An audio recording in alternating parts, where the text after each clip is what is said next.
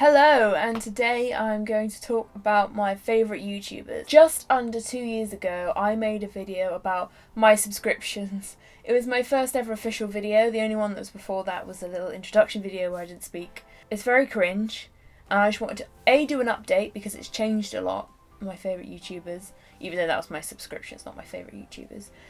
B, that video was way too long and way too cringy because it was my first one and I was way too scripted. Anyway, today, favourite YouTubers and why. Yay, I've had a haircut, that's just a side note. Let's get into this. Some are pretty obvious, some haven't changed, but there's also some one slightly smaller channel. Yeah, just one. Whatever. My favourite YouTuber is most people's favourite YouTuber, let's be honest.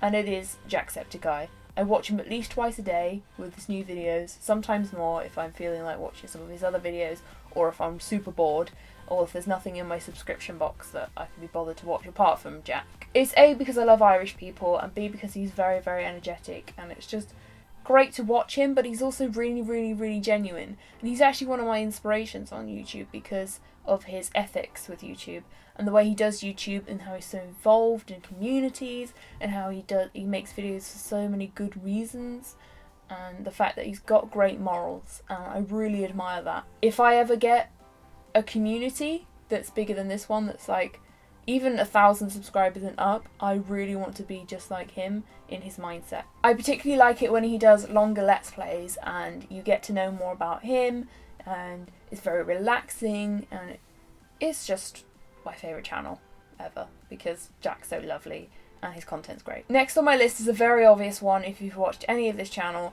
is Dan and Phil. I'm not going to talk about them too much because I always talk about them in most of my videos that are where it makes sense to mention them. But yes, Dan and Phil, all of their channels, just Dan and Phil Games, Dan and Phil Crafts, just everything. I loved it when they did their, what was it called? But I've been watching Phil since about 2007, 2008, which is basically when he started. Well, he started in 2006, but whatever. And then I watched Dan pretty much as soon as he started making videos, and I just love them. I'm a massive part of the fandom. I don't ship fan, so don't go, oh, she's a shipper, I bet. I'm not. No. Stop it. But I am part of groups on Facebook that celebrate Dan and Phil or celebrate the community. So I have a lot of friends who are also in the fandom, and most of you subscribers out there are Dan and Phil fans. I found a lot of my subscribers through them, and I think I attract them because of my titles and my style of videos. The next one is someone who has just over 1 million subscribers. It's like 1.2 or something, who's quite small compared to the rest of the people on this list, but it is I Hate Everything. He is a great guy. Alex is a great guy. I relate to him a lot. We've got the same humour. When I'm off camera, I don't really put it on camera because I'm not with someone, but when I'm with someone else, my comedy is usually random noises. Also, I'm witty, but it is, especially with my dad, mostly random noises, which is exactly the same as Alex, the guy who makes the videos on there. And plus, he's got a really cute dog. So, I mean, that helps. He also lives in a similar sort of area as me. I didn't stalk him. He said where he lives on another channel, his other channel, which I'm going to mention later. I'm not a stalker. But I find I quote Alex quite a lot. He talks about films and things he hates. So he's very film buffy, which I'm not. But he also is really into the technical side of filmmaking, which I am, which is why I studied it at college and why I've got a diploma in creative media production. It's because I'm interested in all that sort of stuff. And his reviews he does of movies, his series called The Search for the Worst, and also Trying to Watch, is really great because he looks at bad movies and how they are terrible, and it sort of helps me, because I have low budget, to know what not to do and what to do. Obviously some of it is subjective, but it is quite nice to have someone go through a film in detail, dissect it, especially low budget films, and say why they suck.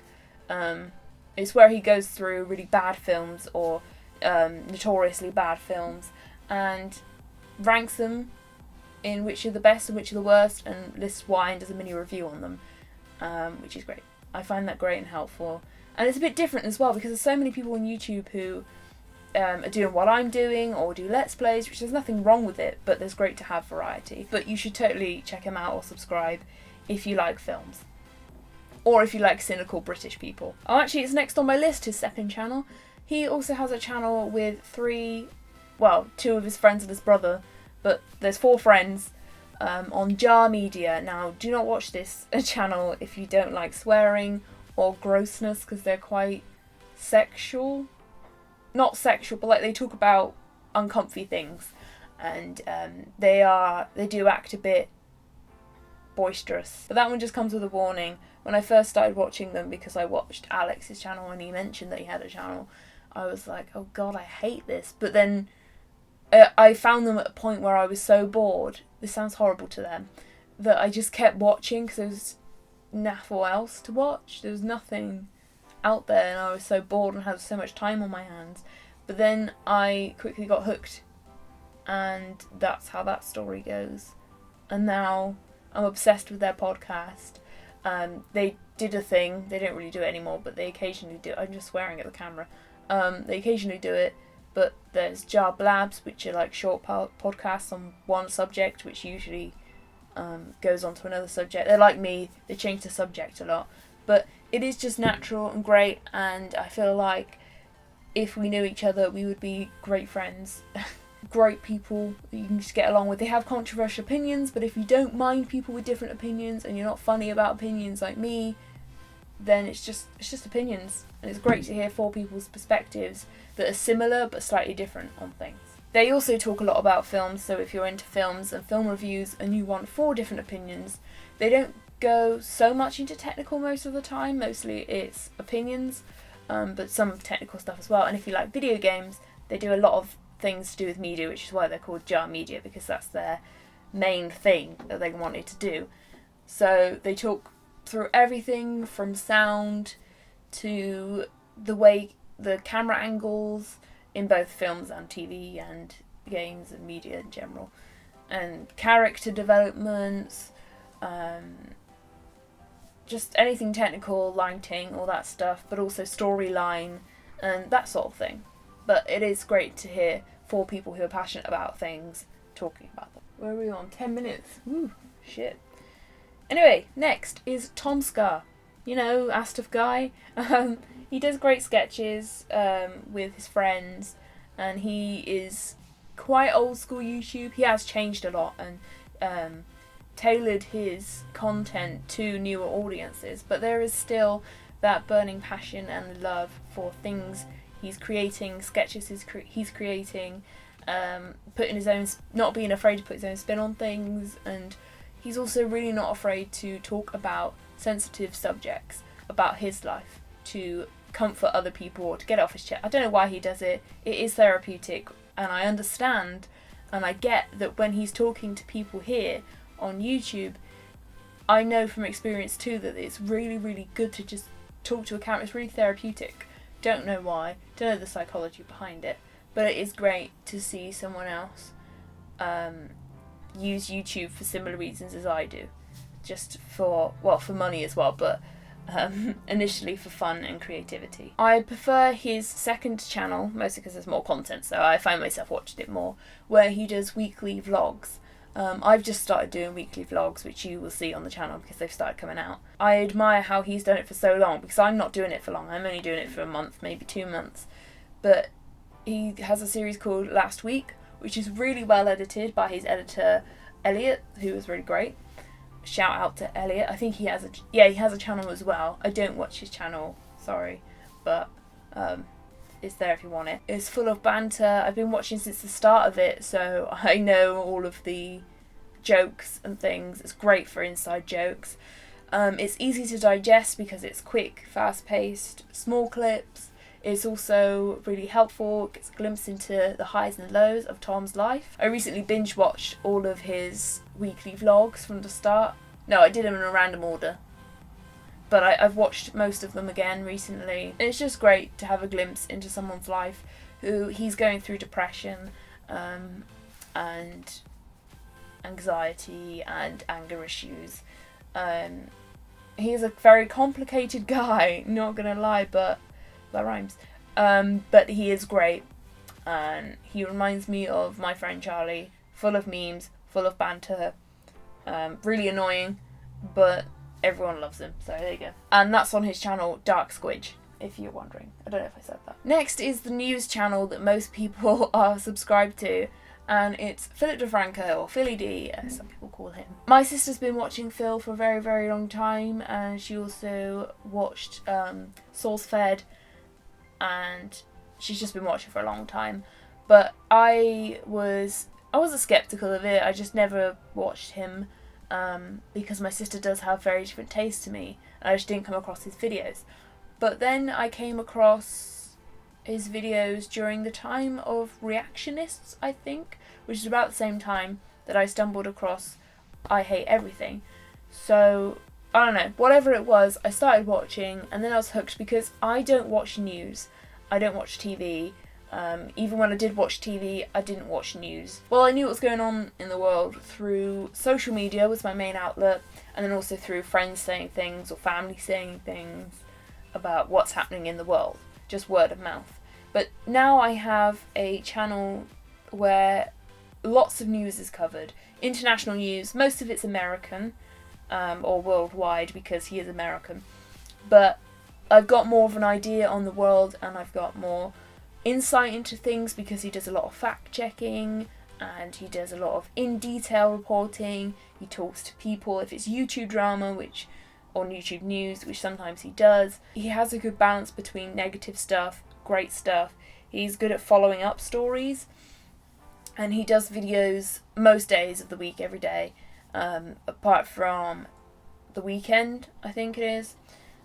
And even then, sometimes he does stuff. So it's just a really good outlet for people to share opinions, to look at things in detail, and to create a real sense of community. It's just just watch it if you want to watch a news channel. The next one is jacksfilms. I've been watching jacksfilms for such a long time, since 2007, I think, maybe 2008, which is basically when he started, and he is such a great person. He makes quite short videos, and they're easy to digest. They're funny. There's lots of inside jokes, which you'll get if you keep going on there. He is really good with getting community involved. I think pretty much every one of his series is powered by the community. They give him ideas, they give him answers to some of his questions, they help scour the internet for bad grammar, which is what you're most likely to know him for, Your Grammar Sucks, where he gets people to take screenshots of anywhere from the internet, just people making bad sentences, using bad grammar, spelling things weirdly, and basically takes the piss out of them. And he features a lot of YouTube. He's friends with so many YouTubers, and he collabs with so many YouTubers, and I don't know why he's only got 2 million subscribers. He needs more. Help save Jack. Or John, that's his real name. And next is Louise Pentland / Sprinkle of Glitter, well, formerly known as Sprinkle of Glitter. She also has Sprinkle of Chatter, her vlogging channel. I am not a beauty person. I do not wear makeup. I don't really care about my hair. That rhymes. Don't care about my clothes that much. I just don't really... I'm not into beauty. I'm not into fashion. I'm not into lifestyle things. But I find myself watching lots of haul videos of clothes. Well, I'm more into clothes than anything else. And I find myself watching loads of makeup hauls, loads of beauty hauls, and I don't know what it is about them.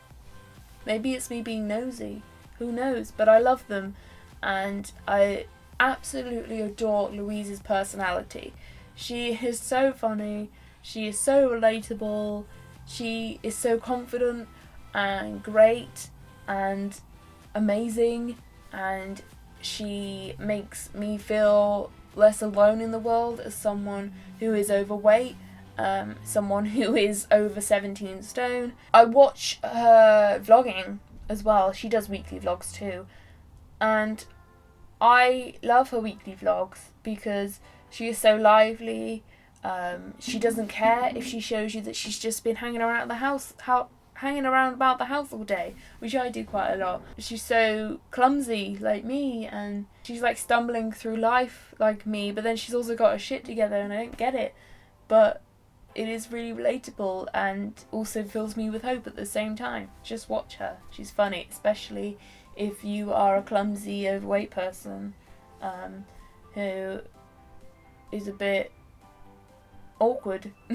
Again, another beauty/lifestyle vlogger person is Marcia, PewDiePie's girlfriend, formerly known as Cutie Pie Marzia, but now she's just Marcia on her channel. Again, I don't know what it is, but I love a good haul sometimes, and I like watching beauty things and clothes things sometimes. And I'm really intrigued by her style because she's so cute, and she likes really cute things, but then she's also quite Asian in her clothes sense and a bit out there. It's interesting to watch what her style is. It's such a fascinating style to me. She's got cute dogs. I love a cute dog. She also does baking and food stuff and snack type things, and she's really similar to me. She loves her food. She loves finding new things, snacks, making things. So I really enjoy her craft and her food elements. I will never be that thin, but she has goals in life. And finally on my list, I don't know why I put him at the end. This was in no particular order, but Markiplier. I'm a bit like with Markiplier. I don't watch his Let's Plays that much because he usually plays the same games as Jack does.